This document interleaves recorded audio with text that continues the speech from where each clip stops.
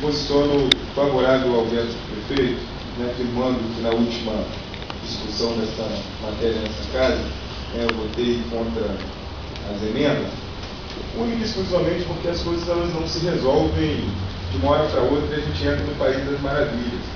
Isso não acontece. E não se cria mágica, não se cria varinha de condão para mudar um modelo de gestão do transporte público que há muito tempo era pouco questionado, para agora inventarmos métodos e caminhos mirabolantes que nos darão a grande satisfação, que é o que parece no discurso, que agora descobriram que é possível controlar o valor da passagem, descobriram que é possível falar que a passagem é mais cara do Brasil ou não. Então tudo isso a gente vai descobrindo.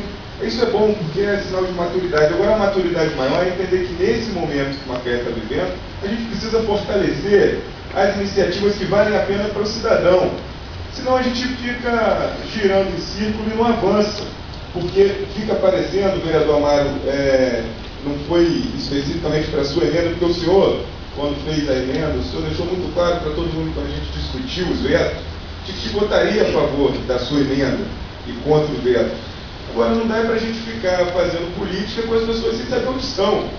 E aí eu queria convidar meus companheiros de bancada do PT a votarem pelo veto, votarem a favor do veto do prefeito, e que a gente possa discutir com maturidade, vereador Guto, vereador Luciano, vereador Maxwell, a liderança do partido.